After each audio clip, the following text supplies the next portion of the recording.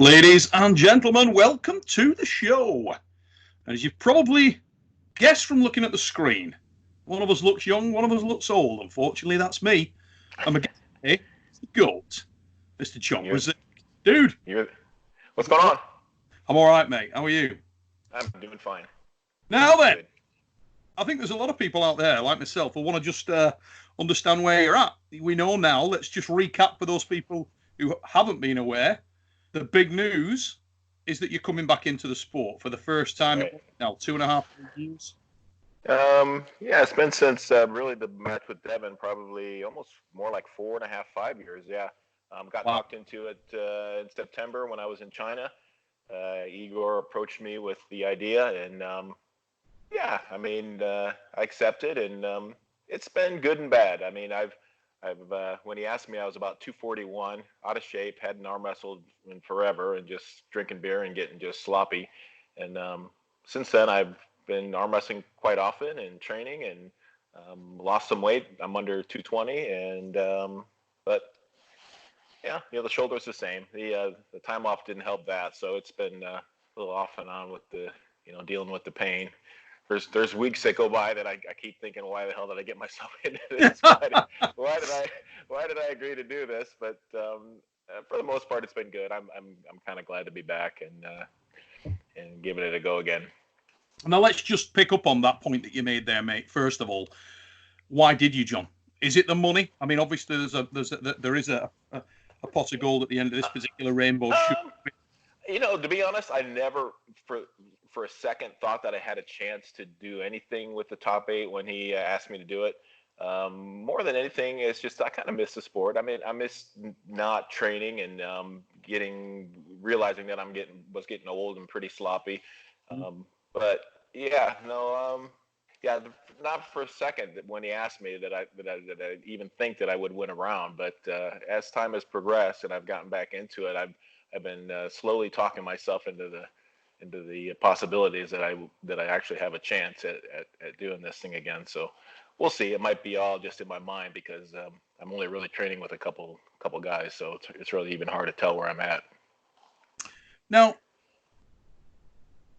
I think the situation that we are currently in globally right now is obviously very concerning, a little bit scary. I mean, I've got a bit of a tickly cough right now, and you start thinking, "Oh God!" Yeah. You don't want to hear my story. Yeah, no. Well, you've just flown in, and we will get to that in a second. But the thing I was going to pick up on there, mate, is I know one of your major concerns and one of the major issues that you faced was that from making the decision to okay, I'm in, let's do this thing, to when the tournament was due to start, didn't give you enough time to get yourself in shape. Now, the situation with COVID-19 means that you're certainly going to have, or you would at least hope or think that you're going to have a lot more time than previously thought. Do you think that you are now in a much better place in that respect, mate? Do you think you're going to be able to make up quite a bit more ground, or has it hindered you a little bit with where you were looking to? I don't know. Within the 4 or 5 months, I mean, if I had to arm wrestle this month or last week, I think I'm probably going to be about as good as I'm going to be. I don't know if the extra 2 months are going to help me much. I'm pretty limited by the amount of pressure I can put on my arm. My arm and hand feels fantastic just because I can't really put the kind of pressure that I used to, be able to put on my arm. So I'm not sure the extra time's really going to help me. I'm where I need to be right now, and we'll just have to see how it goes. I feel really strong and dominant with the hand and wrist, but I'm really still hesitant about blasting out the go or get any kind of position with side pressure. So yeah, I'm very, very hesitant but curious to see where it goes. So when you look at the guys that you're training with, I mean, who are the guys that you're training with the most, mate? The last time we saw you sort of practicing was quite a big set. Basically just one. Yeah, basically just one guy. Dustin Allen's been coming over. Okay, Dustin. Got a couple other newer guys, but yeah, I mean, Dustin went to nationals and ended up, I don't know, he took 4th or 5th, and so there's a handful of guys that placed better than him. So It makes me wonder, and I'm just, of course, it seems like whoever I train with, they always seem to give me a hard time versus guys just, they give me a good workout, but I always seem to have trouble with them as far as training goes. So it's hard to say. But yeah, no, don't know. I mean, I need to. I talked to Rob a couple of weeks ago. I thought maybe going out there just to kind of see where I'm at with someone that's my weight, that's top tier. But it's such a long way to travel, and especially with everything that's going on right now, it's just not good to be at the airports on a plane load of 150 some odd people, coughing and hacking. So before we go any further, what's just happened to you, mate? You went out to Norway. You were over there. Yeah, yeah. I was planning on going to Norway. Got to as far as Amsterdam. Renee and I were out drinking and got a call after a few beers, basically saying, "Hey, sorry to say we got a little snag here. The things have been canceled, but you're more than welcome to still come out to Norway." And so I looked at Renee. I was like, "Yeah, we're this far when we really wanted to see Norway, so." He said, we're gonna continue to make the trip. So then the next morning, our president Trump decided to cancel all flights. Well, initially we thought that it was cancel all flights for anyone come Friday. So that would have put us in a bad position. We would have been in Norway, and then trying to get back home would have been kind of tough. So we made the decision at that point, like, okay, well, we just need to get our butts home. And we had heard that next day also that there was a little bit of things going on with Norway as far as even closing the country down. So sure, and as it turned out, the next day their prime minister or president decided to close the country up. So it was like, whew, we missed that bullet. So, but yeah, it didn't end there. Actually, I got a call from Delta this morning that I'm under quarantine for 2 weeks. So really? I don't have to go to work for 2 weeks. Yeah, wow. Because I had traveled to Europe. Just because I'm thinking to myself, yeah. So they're being ultra safe, which I can understand. But I thought to myself, I don't know if Amsterdam has that many cases, but I flew back through Washington State through Seattle, and I'm thinking that there's probably more cases in Seattle than there is in Amsterdam. But I was like, okay, whatever. I'll be more than happy to stay home and keep myself under quarantine. But I feel good. You mentioned the cough and the little tickle. It just so happens that this time of the year in Arizona, we got these yellow flowers that are on bloom. So right about this time of the year, I get horrible allergies. So it's going to be really difficult for me to tell. You're going to be panicking. The coronavirus and just seasonal allergies. So my eyes have been swollen up the last few days. It's like, okay, this isn't the coronavirus. But anyway, that's my story. Well, it's quite a story, mate. And as I say, it's good that you managed to get back home and didn't end up being in an enclosed quarantine for a long period of time, or worse, stuck in a foreign country. Because however nice the country is, it's always a little disconcerting that if you'd got somewhere and you don't know living out of a small suitcase, that would get a little old pretty quick. But there's worse places than Norway to be stuck. Oh, it's a beautiful place. There's no doubt. What were you going over there for, bud? Just a tournament. I was just guest for their tournament on Saturday, and like I said, I've never been in there. And as far as the pictures went, it just looks like a fantastic place. So I was super excited about visiting. But maybe in the future. There was a match there I really wanted to see with Raymond Leipinge against Frode Hogeland. Oh, right. I was really looking forward to see that. Right. Very interesting. I know Ray had been saying he's very powerful at the moment, and obviously Frode, super strong, great super match puller. So that would have been an interesting encounter. I was looking forward to it, but not surprised that the outcome is, Right. Anyway, back to you. So, okay. I just want to get a feel for who you've been out and about with, mate, because there's little clips, little gems keep coming up. Everybody wants to, show that little clip on YouTube where they get a pin off you. And the little bits of things that have popped up on social media. How many times have you managed to get out and do a little bit of arm wrestling? Well, I've been keeping it pretty local. I went to Atlanta for school for Delta for a week or so, and I got a chance to pull with Ron and the group, and felt strong there. That's a good test as well with Ron. Pulled in California with the group there, and felt pretty strong there. I have my moments, like yesterday, if you asked me if I felt confident about going to the top 8, I said no. I'm calling Igor and I'm canceling.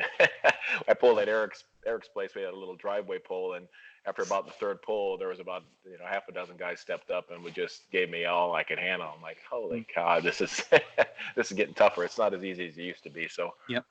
Yeah.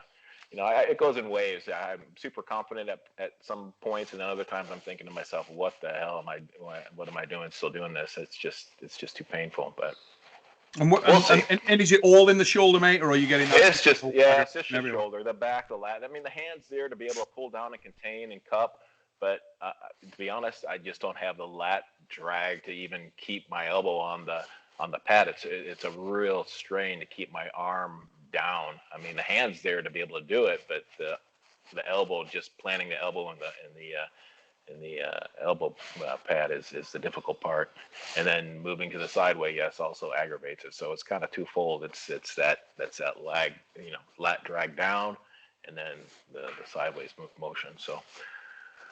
But do you think you're in that sort of re-seasoning period, mate? Do you think you're having to sort of re-season the arm? I mean, I know that when I've pulled the little bits and bobs that I do now, and it is very little, but when I do that, when back in the day when we could get on a practice table and pull for 6 hours and wake up the next morning feeling brand new, those days are gone. And I think sometimes you forget that you've seasoned yourself into the sport so much, and when you stop, I think everything settles down a little bit, and you've got to re-season yourself. Do you think you may be in that period a bit, mate? No, because it feels pretty much exactly the same as it felt in the issues I was having when I was pulling super hard right up until pulled Devon and decided to quit. I mean, that's I was hoping that the long-term rest of just getting away from it would eventually heal it, but that's just not the case. The more I put pressure on it, the more it just seems to aggravate it. And I've done the high volume stuff. I've been going on walks for about an hour, 3-4 mile walks, and been just doing all kinds of crazy shoulder exercises while I'm walking. So I'm really trying to really force the blood through it to try to get it to heal, but it doesn't respond to that even. So I don't know what to do with it. We had Mike on the phone the other day, Michael Todd, and he's just had stem cells in his elbow. Right. And he's obviously very. You should mention that. Yeah. Funny you should mention that. A buddy, my good friend Robert Baxter had an appointment to go to Mexico for stem cells, and he offered to give me his appointment, and it was actually this week, and just so many hoops. Like they want this, they want that, they want blood tests, they want stool sample, they want an MRI, they want. I'm like, and then I started, of course, reading up on it, and it works for half the people, the other half it doesn't seem to work. So I just was a little, unsure about spending that kind of money on something that might be just a placebo thing. But so I opted not to do it. But yeah, I guess that might be an option once they get it figured out and it becomes a little bit more known, factual thing. Yeah. Versus just the to me it might be just the latest greatest hype, like the the oxygen or the platelets or whatever, everything. They seem to have something new every year. Platelets being the other one, like you say, yeah, they're all having a go at that now. I think Devon's had that done, hasn't he, very recently? Right.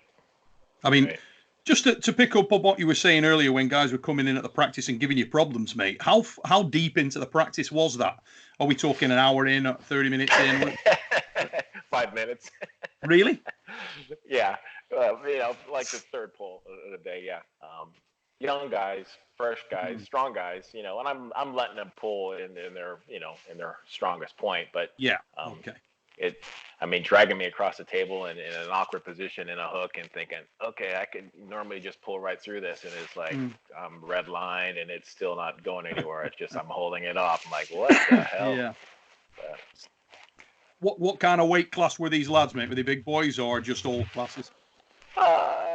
200 plus. I mean, there were some guys that are 230, 240 that we pull with, but most of them are probably 220, 230. Scott Pennington came out from California. I pulled him, I think, first, and he gave me a little bit of a shocker. I mean, for my confidence, strong hands, strong arm. It's like, normally I would just feel so dominant because my hand matches up against anybody's, but. I didn't feel like I could go anywhere with him. I mean, he wasn't going anywhere with me, but it's just kind of like a little stalemate. Like, I mean, it feels good, but I don't know. I can't go anywhere. Do you think in this situation a lot of the time, John? I'm gonna hark back to when I used to pull quite a lot with you, and you were always like my favorite person in the bloody world to train with in that respect, because you'd let me have everything, you know. Yeah. And But when I wanted to go, I could go. Well? Yeah, no, it's different now. It's way different now. I mean, and my hope is that the tournament situation will get me out of that mindset. I mean, it's practice, so I'm feeling every little thing, and I'm worried about it. So I'm a lot more careful and conscious of how my arm and shoulder feels, and I'm hoping, praying that the adrenaline factor of a tournament and knowing that it's only 6 quick matches, that I can kind of get that, block that out of my head. So we'll see. I don't know. Maybe I'm fooling myself, but we'll see how it goes. It's quite an interesting scenario, mate, because you were sort of, in many ways, unless you were pulling the absolute elite, many times in your career, I've seen you do it. You were known for doing it. You'd always sort of pull people to their strength, regardless of where that were. You didn't seem to mind just letting them get into a position and matching them there. Mm-hmm. It's a long time since I've seen you bully someone, go up there and really stonewall them from the off. Yeah. Do you think that the situation you're going to need to be in here is going to be a little bit more strategic than it's ever been, in terms of you're going to have to shut that opportunity down for people to take the match where you don't want it to be? Because you can dominate on the hand and wrist. I need to be aggressive. The funny thing that you should mention, I mean, I would probably need you to show up at the tournament to get me motivated, because the last time that I actually hit people was at that Nemiroff tournament, and it's I kind of got into a groove where I was like, I'm confident and this is working, to be aggressive and hit, and things become so much easier when you do that, and you don't doubt yourself, and you just move, and you kind of get into a rhythm. And I'm hoping that I could possibly do that. I mean, I know that's the better approach. But then on the other hand, I do like the format of it being a super match. So if I do get into a grinder, or I do get into a position, out of position where I got to become defensive, even though I've never been an endurance puller, at least it won't be psychologically working on my head like I got to get this match over with quick because it's a tournament situation. I got to be fresh for the next round. I can kind of tell myself, okay, this is the same guy. I'm gonna bleed, but he's gonna bleed also. So it's different from what I normally have been involved in. But in this situation, at my age, I think it may work to my advantage a little bit. I'm hoping that if I can just take him out of position, and then and even if I can't be aggressive and move to the pad, at least it bleeds him a lot more than it's going to bleed me. So that's my game plan, is to just get into a spot where I'm got the leverage advantage, and then let it bleed from there. It's funny you refer to that time at the Nemiroff Cup when we were backstage. I was commentating. I ran backstage. Said to you, "What are you doing?" No, you got me all revved up against Saplenkov. I had no thought at all whatsoever that I had any kind of chance with him. But I was cruising through the tournament pretty well for whatever reason. I was kind of on my game, and like I said, once you get into a group, I think as the tournament progresses, if everybody's battling and having fights, and you're breezing through, it becomes easier and easier. But I've never had an easy time like that with the likes of Taras and some of the other big guys that were there that day. Yeah, when you decided that day, that's what I've got in my mind, mate.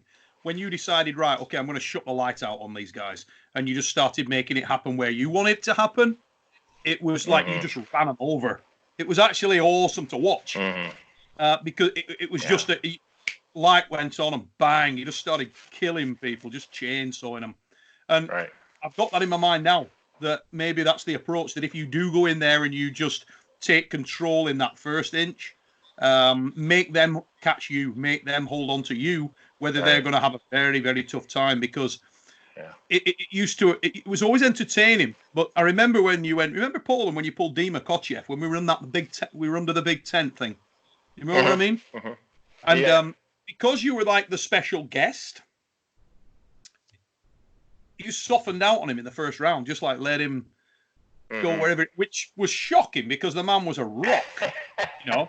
But the fact that you Well, did that was like, what the, it was yeah, weird, well, yeah, and you no, for sort for of for fallen for, into that. for Igor's, but yeah, for Igor's vendetta events. I mean, between you and me, there was a lot of times that um, it was more important for me to make it a show than to Mm-hmm. destroy people.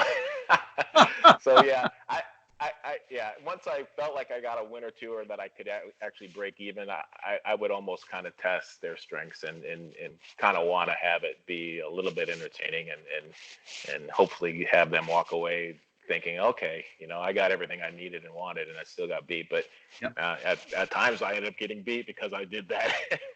So, but that was just something that it was a little test for myself, and I enjoyed doing so.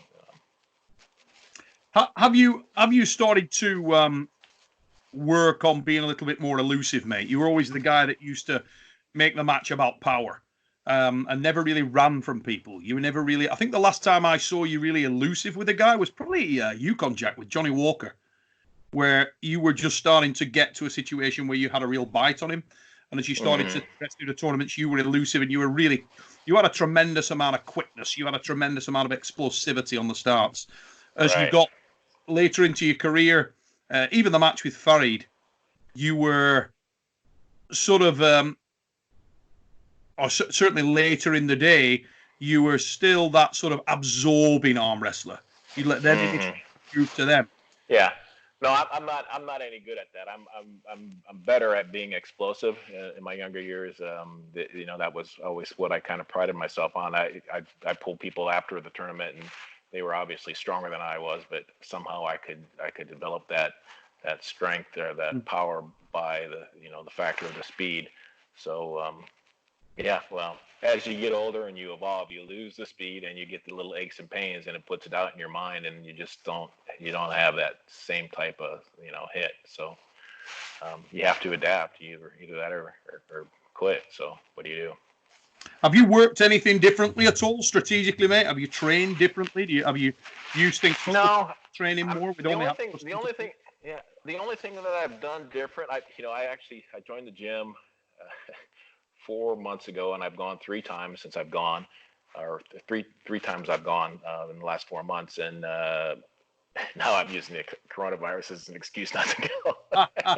But it's just disheartening and frustrating. I threw 2 plates on the old bench press, and I barely could squeeze out 8 reps. I mean, 135 pounds. I mean, I'm not talking 2 plates on each side. I'm talking 2 plates total. So, and the shoulder was cracking and popping the whole way up and down. I'm thinking, what the holy hell? I mean, this is horrible. So, I think it would be bad for my confidence to do the weights. But I have been doing, like I said earlier, I've been doing the walk and doing the shoulder exercises, just really light stuff, high volume, just to get a lot of blood flow. But that, just like I said, it doesn't seem to be helping. It just seems to be aggravating it. So, but no, I'm sticking with my the old plan of just arm wrestling once a week. Well, actually, I've been arm wrestling probably the last 2-3 months, almost twice a week on a Tuesday and a Saturday. So, I mean, that's and not I'm not sure going, if mate. that's To be what's fair, that. pretty good going. Yeah. To be pulling a couple of times a week and actually putting up with that is not. I mean, I couldn't do that, mate. I really couldn't. No, I it's it'd yeah, scrap me. and I'm almost kind of questioning myself because for about 2 months ago I felt like I was kind of a lot stronger than I am now. I think that I'm kind of progressing the other direction, and I think it might be just because of lack of rest. So I do need to do maybe a little extended, take a week and a half, 2 weeks off to see if I can get back to a little bit higher power level, because I've noticed the last few practices that I'm just kind of dragging. And particularly now, you're going to have a little bit more time to prep for this thing. Yeah, No need to push as hard. it's a hard. I don't. After 35 years of pulling, I still don't know the correct formula for peak performance. I mean, I experiment. I think that a little bit more work, will help, but in some cases it just doesn't. So I to this day I still don't know the exact formula that makes John Brzenk the best arm wrestler can be at tournament time.